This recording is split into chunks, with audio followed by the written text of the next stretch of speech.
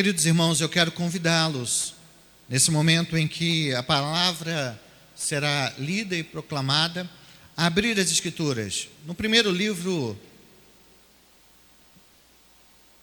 Gênesis capítulo 42. Gênesis capítulo 42.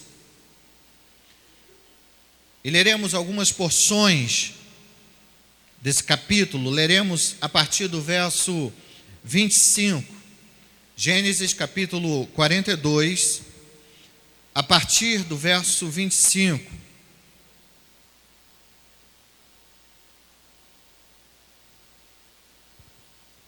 Acompanhe com sua Bíblia em mãos, acompanhe a leitura do texto, a leitura da palavra.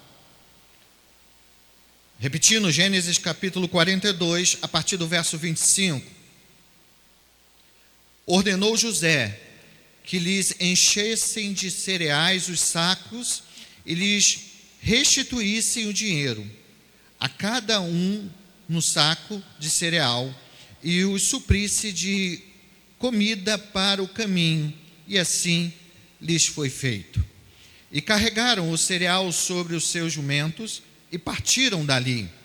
Abrindo um deles o saco de cereal para dar de comer ao seu jumento na estalagem, deu conta que havia dinheiro na boca do saco do cereal. Então disse aos irmãos: devolveram o meu dinheiro. Aqui está na boca do saco de cereal. Desfaleceu-lhes o coração, e atemorizados entreolhavam-se, dizendo: o que é isto que Deus nos fez?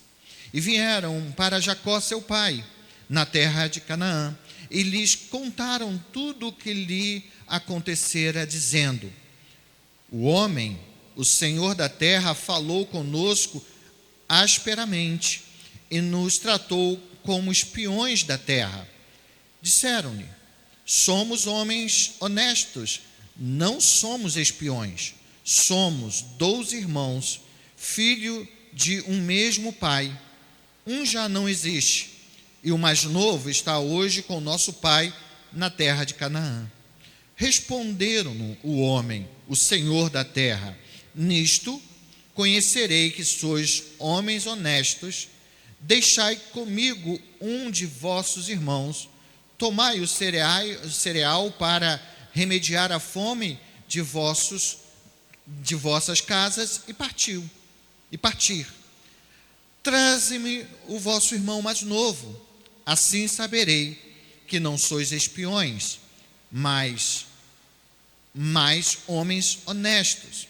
Então vos entregarei o vosso irmão e negociareis na terra. Aconteceu que, despejando eles os sacos de cereais, eis que cada um tinha a sua trouxinha de dinheiro no saco de cereal, e viram as trouxinhas com o dinheiro. Eles e seu pai temeram. Então lhe disse Jacó, seu pai: tendes-me privado de filhos. José já não existe, Simeão não está aqui, e ides, levai Benjamim. Todas estas coisas me sobreviram. Mas Rúben disse ao seu pai: mata os meus 2 filhos, se tu não tornar trazer, entregar-me, e eu te restituirei. Ele, porém, disse: meu filho não descerá convosco. Seu irmão é morto. Ele ficou só, e se lhe suceder algum desastre no caminho por onde fordes, farei descer minhas cães com tristeza à sepultura. Palavra de Deus para os nossos corações. O governo santo, soberano de Deus sobre toda a sua criação, no tempo presente, no passado, no futuro, é chamado por nós de providência. A providência de Deus é a forma santa, soberana, perfeita em que Deus, o Deus que nós servimos, exerce o seu querer, o seu governo sobre tudo e todos. E para exercer esse governo ou esta providência, Deus usa meios, ou os meios necessários para que sua vontade, que é boa, perfeita e agradável, se realize. Dentro da sua providência, Deus resolveu nos escolher. E dentro desta escolha providencial, Ele cuida de cada um de nós. Ele cuida dos seus eleitos de uma forma muito especial. E quando eu penso nesse cuidado providencial de Deus na vida dos seus eleitos, dos seus servos, dos seus escolhidos, eu penso em uma figura bíblica como exemplo. É claro que nenhuma comparação bíblica chega a mostrar exatamente quem é Deus e os seus atributos, mas aprove a Deus mostrar na simplicidade quem Ele é e apresentar a Ele mesmo ao seu povo. E uma figura muito conhecida no Antigo Testamento é chamar Deus de o pastor. Entendemos um pouco da providência especial de Deus em seu cuidado pelo seu povo, quando através de Davi, em uma poesia inspirada por Deus, que é o Salmo 23, ele compara Deus a um pastor de ovelha, alguém que tinha a responsabilidade de cuidar de ovelhas, de alimentar as ovelhas, de dar água às ovelhas, de conduzir as ovelhas, seja pelos vales, seja pelos desertos, até o lugar de descanso. E é interessante que o pastor, nesse cuidado pelas ovelhas, ele tinha uma arma, ele tinha algo muito especial que todo pastor utilizava, que era um cajado, ou uma vara, ou quem sabe um outro termo qualquer. Mas o que era especial nesse cajado? O cajado era feito de madeira, uma madeira sólida, uma madeira firme. E esta madeira tinha, claro, de forma lógica, duas pontas. Em uma das pontas, ela tinha uma ponta muito fina, que era feita pelo próprio pastor. E esta ponta muito fina tinha uma ideia de cuidar da ovelha, espantando ou até mesmo matando os inimigos. Aquela ponta fina servia como uma lança, em que o pastor, quando era abordado por um urso, um leão, não importa qual fosse o perigo, ele feria o inimigo com aquela ponta. Mas do outro lado, havia uma forquilha, como fosse uma interrogação. E esta forquilha era utilizada não para afugentar os inimigos, não para afugentar os que queriam devorar a ovelha, destruir a ovelha, matar a ovelha, mas era usada para a própria ovelha, para o cuidado da ovelha. Por quê? Quando ele estava caminhando por vales, como o vale da sombra da morte, citada lá em Salmo 23, o pastor, quando a ovelha se afastava ou estava próximo a cair em um penhasco, ele então, com aquela forquilha, segurava aquela ovelha pelo pescoço e trazia aquela ovelha de novo para ele, não deixando que aquela ovelha se desviasse, não deixando que aquela ovelha se perdesse. É claro que nós entendemos que para aquela ovelha, aquilo trazia dor, porque muitas vezes o pastor tinha que fazer aquele exercício rapidamente, porque senão a ovelha cairia no abismo. E ele então puxava ela para si.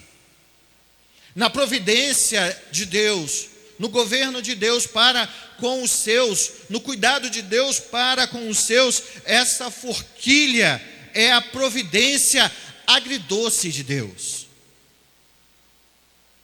Eu tenho usado de quando em quando esse termo agridoce. A palavra agri, no latim, é amargo. E é claro, doce a gente sabe.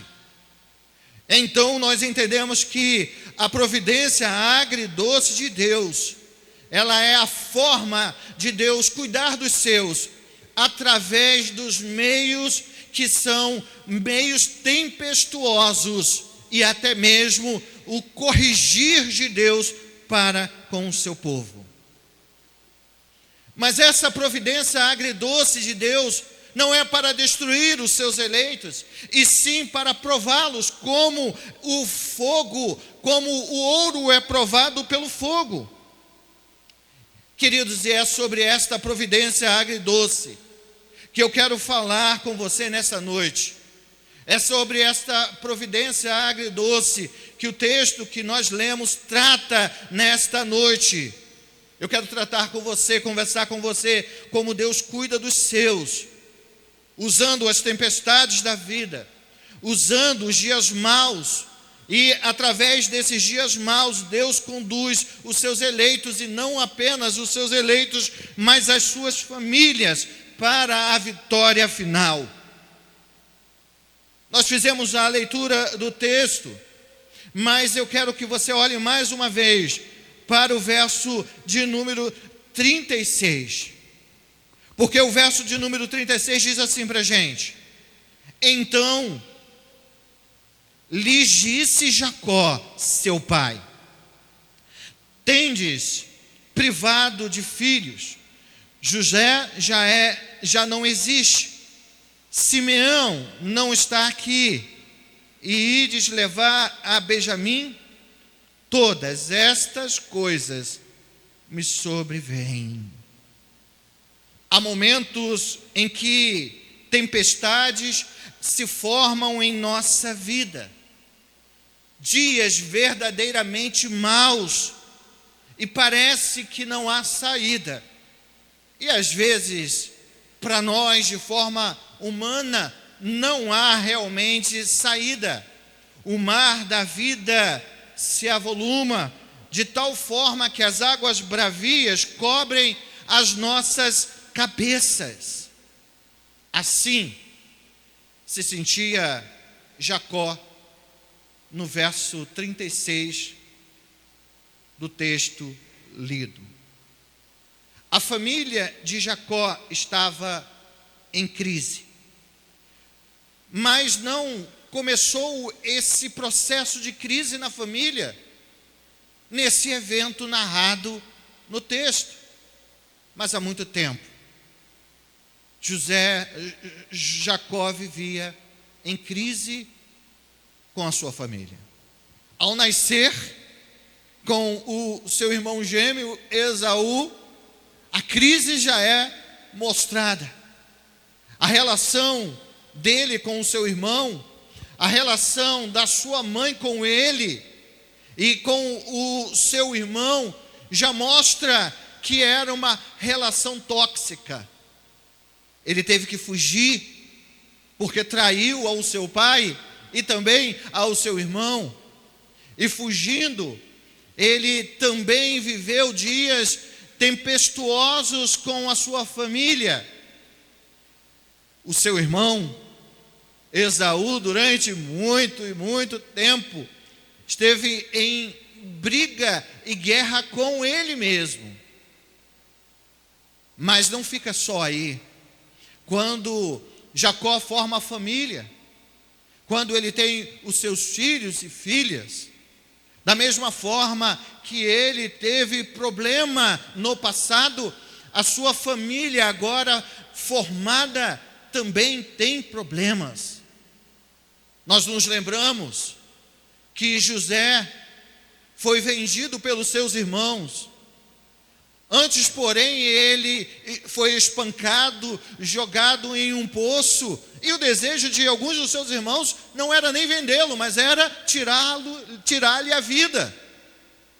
uma família disfuncional, uma família que estava em crise, e Jacó viu e vivenciou toda esta crise. Esta é, na atualidade, uma realidade para muitas famílias.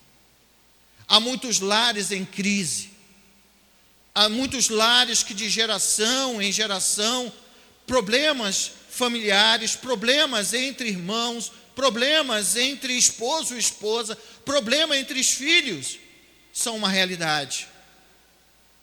Passa-se uma geração e outra, e essas famílias não conseguem se ajustar.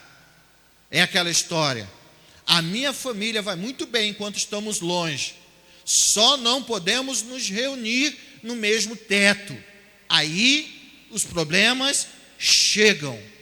Esta é uma realidade vivida por Jacó nesse texto. E o contexto desse texto que lemos é: houve uma grande fome. O verso 1 do capítulo lido diz que houve uma grande fome em Canaã. Seu pai, vendo aquela realidade, chamou a atenção dos filhos que ali estavam para que pudessem buscar alimento, para que não viessem eles a morrer.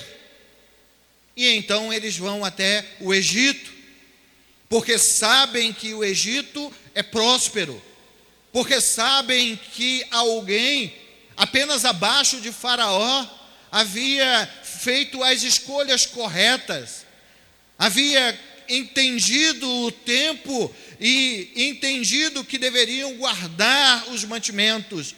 O Egito era próspero e só se podia comprar alguma coisa indo até o Egito. Mas nós precisamos nos lembrar que na crise vivida, no ápice da crise vivida de Jacó com a sua família, os filhos de Jacó haviam se levantado contra José e por inveja o haviam vendido para o Egito e haviam escondido esse crime de seu pai, dizendo que José havia sido morto por um animal. Agora imaginem, porque Jacó durante 22 anos chorou a morte do seu filho amado sem saber que ele estava vivo. Agora José é o príncipe do Egito. Agora José é o grande homem forte que Faraó confiava nele. Seus irmãos vão até o Egito e quando chegam lá, conhecemos todo o contexto. José os reconhece, mas eles não reconhecem José. José cria um plano, prepara um plano para que em breve ele pudesse ter toda a família reunida. José então retém a Simeão no Egito e diz que o filho, o irmão mais novo deles, que é Benjamim, deveria ir para o Egito. Aqueles irmãos voltam e Jacó, ao saber que não haveria mais suprimento sem a ida do caçula, sem a ida de Benjamim ao Egito, ele abre a sua alma e derrama a sua queixa amarga diante do Senhor. É o que diz o verso 36. Jacó, diante daquela realidade, talvez trazendo à sua mente, à sua memória, tudo que ele viveu no passado, todos os problemas vividos por ele, todas as dores que ele viveu em família, a ausência de seu filho José, e agora a possibilidade de Benjamim, o filho amado, ser também tirado dele. Ele olha para aquelas circunstâncias adversas e então certamente pensa: Deus é contra mim. Deus está contra a minha vida. Deus está me punindo pelos erros do passado. E certamente ele estava certo em uma coisa: ele cometeu muitos erros no passado. Muitas coisas ele havia feito de errado, mas ele estava errado também em pensar que Deus era contra ele, porque naquela situação, mesmo diante daquela realidade, Deus não era contra ele. Ele não sabia, Jacó não sabia, mas Deus estava por meio da sua providência agridoce. Deus estava sorrindo para ele. Deus estava cuidando dele. Deus estava agindo no meio do caos, no meio da dor, para que ele e sua família fossem felizes, para que ele e sua família fossem sustentados, mas principalmente para que aquela família, aquele lar, estivessem reconciliados uns com os outros. Há muitas famílias em crise. Há muitas pessoas que estão desgostosas em viver em família, em lar. Há guerras dentro da casa, desunião, há problemas que são notórios. Mas Deus, o Deus que nós amamos, está agindo. E quando Deus age, quando Deus deseja algo, nada pode impedir o seu agir. Ele conserta o que está quebrado, ele ajusta o que está desajustado, e ele age, às vezes, com a sua graça, trazendo de forma muito tranquila as bênçãos que nós necessitamos. Ele usa o seu cajado, a sua parte mais fina, para afugentar, para futicar, para destruir os inimigos da família, para destruir e afastar aqueles que querem fazer mal ao nosso lar, desvirtuar a nossa casa, desestruturar o nosso lar. A estes, ele usa a sua mão poderosa, a sua mão cheia de glória, a sua mão protetora, porque nós estamos na palma das mãos do nosso Deus. Ele cuida da família, ele impede que o inimigo da nossa alma destrua o nosso lar, mas às vezes ele usa a sua providência agridoce, e por meio de situações que fogem ao nosso controle, ele mesmo ajusta os ponteiros da nossa casa. É isso que acontece nesse texto. Jacó vê tudo indo por água abaixo. Jacó vê agora o grande final da sua existência. Ele olha para si e olha para a mão pesada de Deus, e então entende que Deus estava longe dele, que Deus estava longe da sua família, que Deus não estava mais preocupado com ele. Mas que engano, porque se você continuar a ler a história, você verá que no meio daquele caos, Deus estava agindo de forma maravilhosa para sustentar e cuidar deles. Os capítulos seguintes demonstram esta realidade. A realidade do Deus que levanta as tempestades, mas o Deus que acalma as tempestades. Ele não sabia, Jacó não sabia, que atrás daquela tempestade e das nuvens escuras, Deus estava agindo por ele e não contra ele. José não estava morto como ele pensava, nem era um escravo como seus irmãos planejavam. Mas como sabemos, José era o governador do Egito. E no capítulo 45, eu quero que você pagine as Escrituras. No capítulo 45, nós temos aquilo que podemos dizer, conclusão desta história.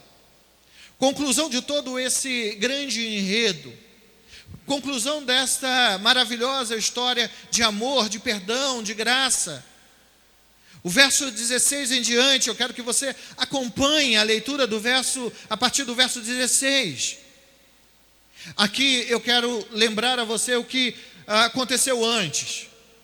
Depois de todo o acontecimento de José trazer os seus irmãos de novo e apresentar-se e revelar-se a eles, e chorar com eles, e mostrar e dizer a eles que o mal que eles intentaram contra ele, Deus tornou em bem, e que tudo aquilo que eles viveram, e tudo aquilo que ele viveu, José, era para o bem daqueles que Deus amava.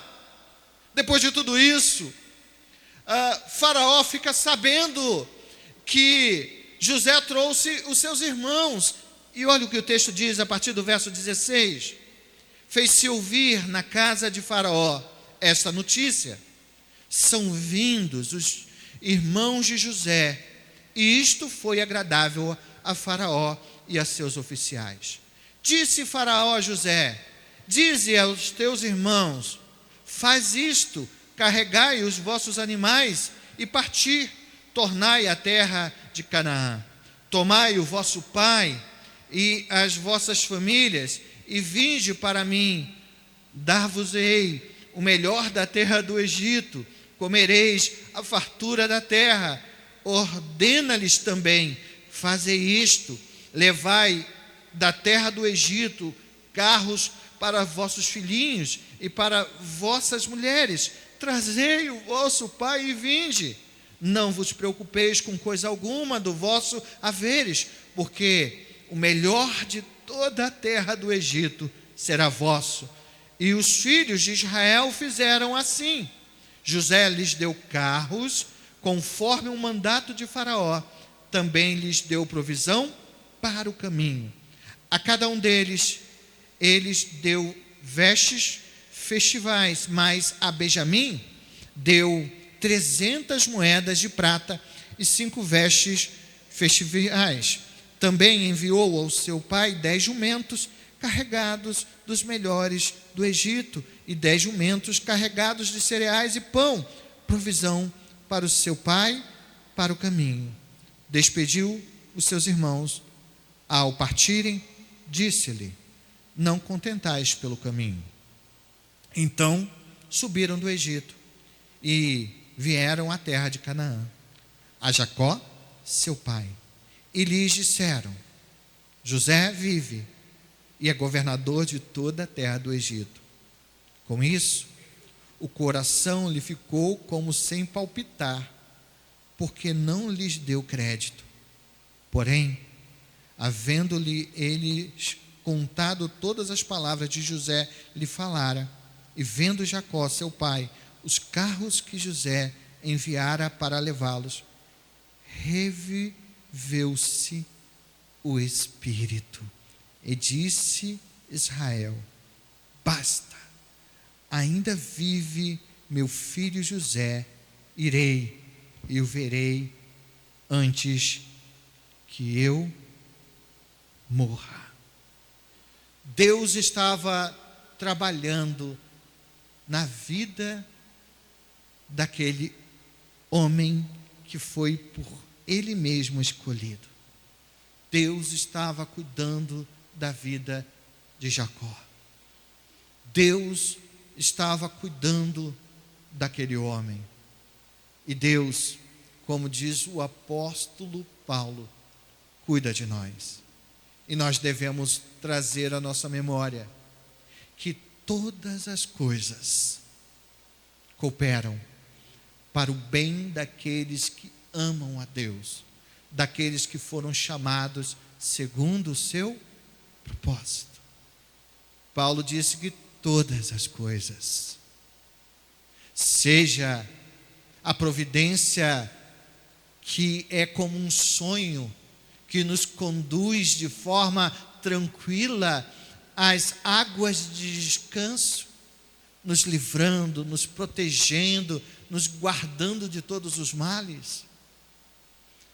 Seja a providência agridoce, que às vezes se aloja em nossa vida, às vezes por meio de uma enfermidade, por meio de uma doença, por meio de um problema que vai além das nossas forças.